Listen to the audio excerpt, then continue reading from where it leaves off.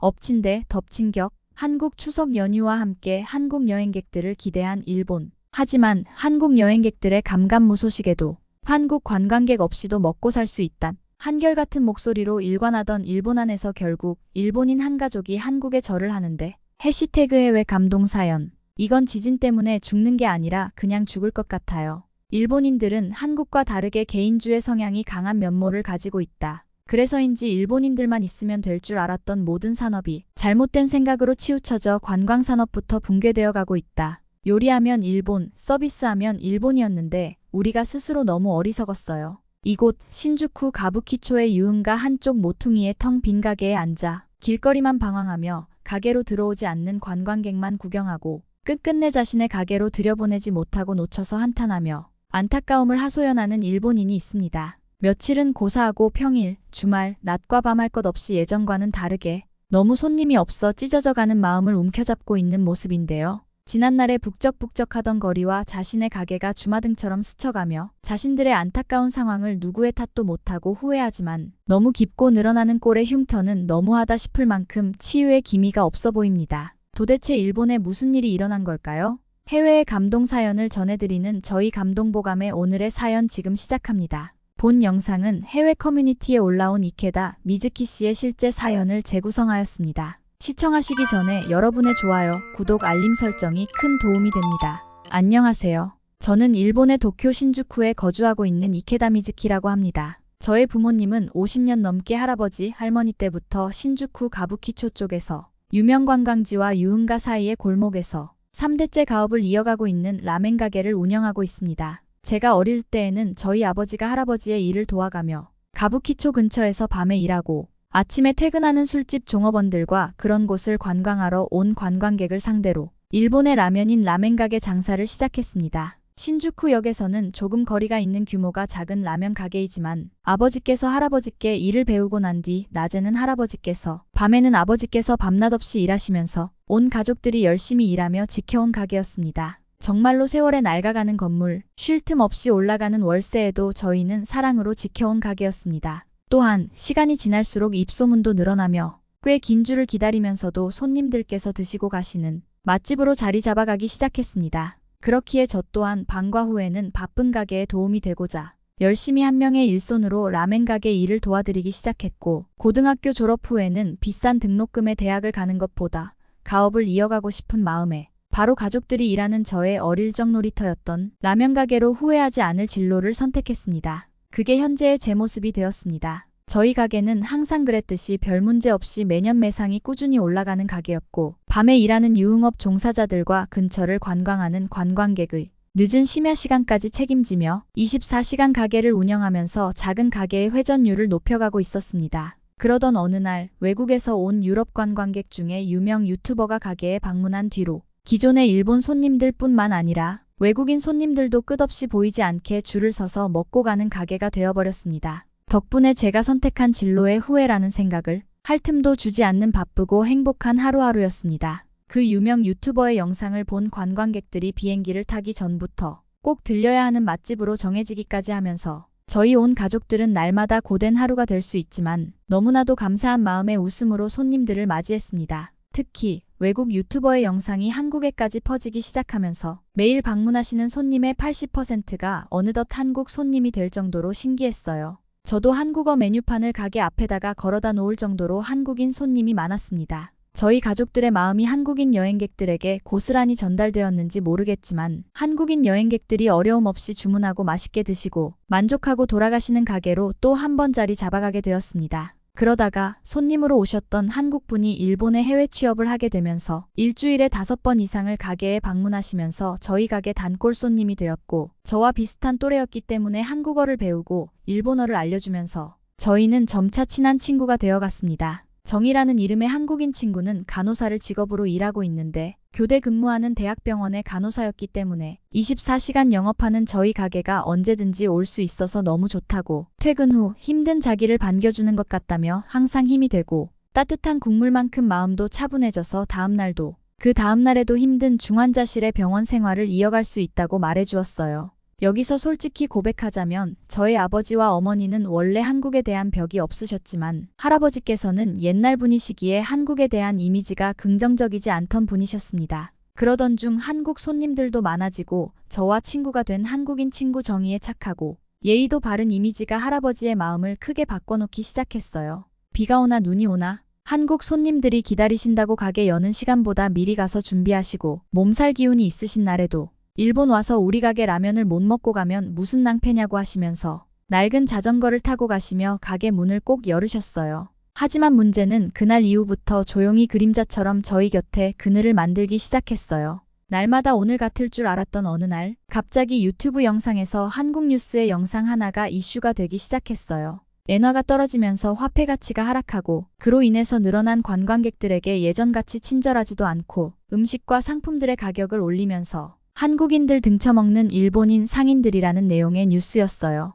한국은 몇 년 전부터 일본과 역사적 갈등, 특히 위안부 문제와 일제강점기, 강제노역 등이 양국관계 개선의 중요 장애물과 벽으로 작용하고 있으면서 2015년도에도 위안부의 합의는 양국 간의 화해와 화합의 중요한 요소로 시도되었으나 한국과 일본 양국의 정치적 반발과 이행 문제, 이권 다툼으로 문제의 복잡성과 진행의 어려움을 보여주는 안타까운 사례로 전해지면서 젊은 세대들의 양국에 대한 높은 관심마저 무너뜨리는 실태가 되었어요. 또한 제가 보기에는 한일 관계의 문화교류는 꽤 활발하게 이루어지고 있었고 나이와 성별 구분 없이 일본의 애니메이션, 요리 드라마, K-팝, K-드라마, 한식 등이 서로 간에 큰 사랑을 받고 있음에도 국가 간 안보적 협력으로 이어가지 못하는 양면의 모선을 드러내고 있어서 안타까웠습니다. 독도와 다케시마와 같은 이미 결론이 나와 있는 영유권 분쟁도 한국과 일본에서 젊은 저희 나이에도 민감한 주제로 입에 오르락내리락하고 있어요. 이에 일본 정부는 본인들이 한국 때문에 손해보는 것들이 많다는 식으로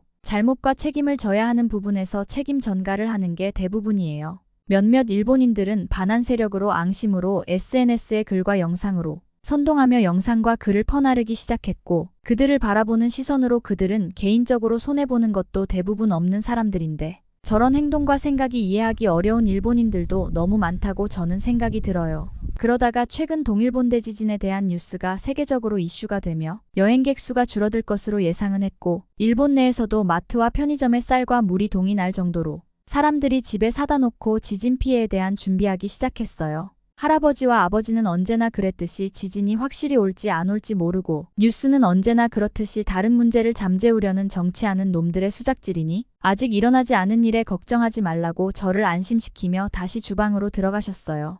이때까지만 해도 저와 우리 가족은 한국을 긍정적인 시선으로 바라보고 힘내며 날마다 이어나가려고 했어요. 그러던 어느 날 조그마했던 그림자가 저를 삼킬 정도로 검게 도드라지며 죄 없는 우리 가족의 현실을 조롱하기 시작했어요. 어느 순간부터 밖에 기다리시던 손님의 줄이 점점 줄어들며 가게 안에 빈자리까지 생기기 시작했어요. 저희뿐만 아니라 근처 이자카야 사장님들과 초밥집 사장님들도 저희 할아버지와 아버지에게 시간이 날 때마다 찾아와 어두운 얼굴로 이야기들을 나누시고 돌아가시는 게 잦아졌어요. 할아버지와 아버지의 표정이 점점 그림자같이 어둡고 웃음기가 사라지기 시작하는 어느 시점에 제가 아버지에게 무슨 일 있느냐고 조심스럽게 여쭤봤지만 돌아오는 건 너는 걱정하지 마라 말씀하시며 고생의 시간을 알려주는 크고 거친 손으로 제 머리를 쓰다듬는 아버지의 모습뿐이었어요. 그렇게 이틀 뒤에 저는 할아버지와 아버지의 표정대한 이유를 묻지 않아도 알 수 있었어요. 주변 가게의 한국어 메뉴판들이 사라지고 뉴스에서도 비행기의 연착 또는 결항이 잦아지고 저희 가게도 변화가 왔어요. 할아버지께서는 더는 한국 손님들이 오지 않는 것에 기운이 빠지셨는지 건강은 악화하시고 아버지께서 심야의 영업을 그만두시고 할아버지 대신 주간에 라면 가게를 맡아서 하시게 되었어요. 그러면서 가게 매출은 자연스럽게 낮아지고 3대 가족과 동생들의 학비에 생활비까지 책임져 주던 우리 가게가 무너져가는 게 보였습니다. 어머니와 할머니는 그 모습을 보고 한숨을 쉬며 고민하셨습니다. 몇십 년이 지나도 끝나지 않는 나라 간의 감정의 고리. 일반 자영업자들까지 피해가 가는 상황이 오게 되고 코로나가 끝나고 세금이 높아지면서 점점 살기가 버거워지는 상황에 저희는 일찍 가게 문을 닫는 상황이 잦아졌어요. 이런 상황에도 뜨문뜨문 찾아주시는 한국 손님들마저 달라진 영업시간에 발걸음을 되돌려가는 상황을 저는 마음속으로 사과드리며 슬퍼할 수밖에 없었어요. 주변 가게들은 그나마 오는 손님에게서라도 돈을 받아야겠다며 가격을 점차 올리는 못된 짓을 하는 몇몇 가게들도 생기고 유통기한이 지난 물건을 처리 못해서 속여서 파는 상황에 남은 여행객들의 기분까지 앗아가는 파렴치한 사람들이 생기기도 시작했어요. 중국 사람들은 매너 없이 행동하며 식당만 지저분하게 휘저어 놓고 가며 가게에는 손님도 없는데 길거리는 왜 점점 더러워지는지 이유를 알면서도 해결하지 못하고 계속 근심은 쌓여만 갔습니다. 아버지는 한국과 일본 사이가 악화되는 이런 이유가 무엇인지 자세히 좀 알아봐야겠다고 하시며 며칠 가게를 저에게 맡기고 자리를 비우시는 날이 있어요. SNS에서는 벤 칸코쿠라는 한국과의 단절을 주도하는 조짐이 확산되고 태국을 비롯한 동아시아의 벤 코리아와 싸잡아서 일본 매체에서는 이때다 싶다는 듯이 빠르게 기사화하고 뉴스 보도를 통해서 걷잡을 수 없는 감정의 고조를 확산시켰어요. 이로 인해서 여행객이 줄어든 틈을 타고 여행객을 빙자하여 여행 비자로 일본에 넘어와서 불법 체류로 일은 하는 외국인이 늘어나고 길거리에서 담배를 태우고 쓰레기를 마구잡이로 버리고 전철에서 시끄럽게 침을 튀기며 여행하는 중국인 단체가 늘어나면서 모두의 눈살을 찌푸리게 했어요. 저희 가게에서도 중국이 여행객 8명 한 팀이 음식 2개만 주문하고 각자 가져온 물병에 물을 담아가거나 밖에서 사온 음식을 가게에서 먹기 시작하고 가게 앞에서 담배를 피우고 침을 뱉는 등 그들에게는 너무나 당연해 보이는 행동들이 여기 일본과는 맞지 않다고 생각했어요. 또한 중국인 관광객들이 지나간 화장실은 너무너무 더러워서 당장에 사용하기 어려운 곳이 대부분이었어요. 이런 반복되는 악순환 속에서도 저와 아버지는 한국의 잘못이라고 생각도 하지 않았고 일본 정부의 탓을 하지도 않았어요. 언제가 이 감정의 골이 해결되는 날이 오겠지 생각하며 다른 시도와 해결 방법을 모색해보기로 했어요. 정희 또한 저희 곁에서 해결 방법과 현재 한국 분위기를 계속해서 들려주며 이런저런 도움 줄 수 있는 것들을 찾아주고 있었어요. 그러던 사이 할아버지의 병세가 갑자기 악화되셔서 일반 병원으로 구급차로 옮겨졌지만 작은 병원에서는 검사시설이 없기에 큰 병원으로 이동해야 한다고 전해 들었어요. 그래서 급하게 근처에 H병원과 O병원이라는 2군데의 큰 병원으로 가봤지만 돌아오는 건 여기도 저기도 검사도 어렵고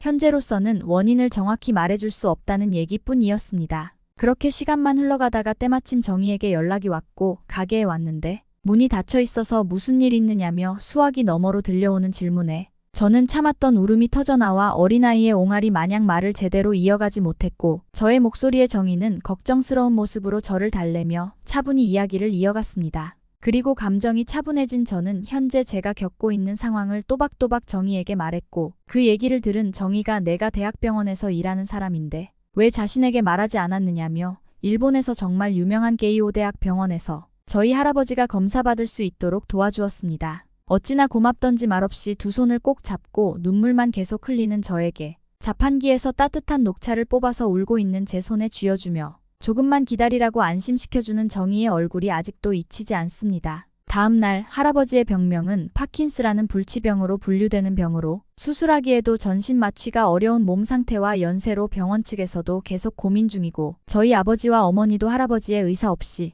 어떤 결정을 선택하기가 두 분에게는 어려운 고민이었던 것 같아요. 무엇보다도 저희 형편의 불치병을 수술할 수 있는 수술비며 중환자실 병실 비용을 현재 감당하기에는 너무 어려운 시기였기에 할머니께서도 어떤 일을 섣불리 말씀하시지 않으셨어요. 그때 정희가 저희 가족에게 다가와 수술 날짜를 빨리 잡자며 얘기했고 혹시 수술비가 걱정이라면 많은 걱정 안 하셔도 된다고 난치병으로 분류되는 병은 국가에서 95% 정도 또는 그 이상으로 지원을 받을 수 있는 제도가 있기 때문에 할아버지의 건강을 위해서라면 빨리 결정을 하지 않으면 안 된다고 우리 가족에게 몰랐던 사실을 고맙게 알려주었어요. 이후에 할아버지는 수술 후 중환자실로 옮겨지셨고 하루에 1명 또는 2명씩 10분밖에 면회가 되지 않는 일본 병원 현실에 정희는 우리 가족 대신에 저희 할아버지의 가족이 되어 출퇴근길에 손녀처럼 할아버지의 건강 상태를 살펴주고 할아버지에게 필요한 것들을 저희에게 따로 말없이 준비하여 챙겨주는 등 평생의 감사함을 저희에게 보여주었습니다. 또한 일본인으로서도 몰랐던 이런저런 지식을 하나하나 친절하게 알려주면서 한일 가족이 마음으로부터 형성이 되었어요. 현재 할아버지께서는 완쾌까지는 어려운 상황이지만 퇴원 후 가족들과 함께 집에서 시간을 보내실 수 있게 되었고 지금은 한국으로 돌아간 정희를 보고 싶다고 카카오톡 영상통화로 가끔 전화를 하며 서로의 안부를 물으며 피를 나누진 않았지만 소중한 가족이 되었습니다. 지금 라면 가게도 다시 조금씩 예전처럼 손님들이 북적이는 가게로 다시 돌아가는 중이며 주변 가게들은 한국어 메뉴판을 다신 준비하진 않았지만 우리 가족은 한국인에 대한 감사한 마음을 너무나도 많이 갖고 있기 때문에 주변 상인들과는 다르게 한국어 메뉴판을 다시 가게 앞에 걸어놓고 언제나 한국인들을 환영하고 있습니다. SNS와 뉴스의 정보보다는 현재 우리 곁에 있는 주변 사람들을 믿고 의지하는 지구촌 세계가 되기를 바라면서 제 이야기를 끝까지 들어주셔서 감사합니다. 감동보감의 오늘의 사연은 어떠셨나요? 마음에 드셨다면 좋아요와 구독, 알림 설정 부탁합니다. 감동보감은 세계의 감동 사연을 언제나 환영합니다. 내 얘기를 들려주고 싶은 외국분들은 언제든지 연락 부탁합니다. 여러분의 사연 하나하나가 감동보감 재연 사연을 제작하는 큰 힘이 됩니다. 마지막으로 구독과 좋아요, 알림 설정 감사합니다.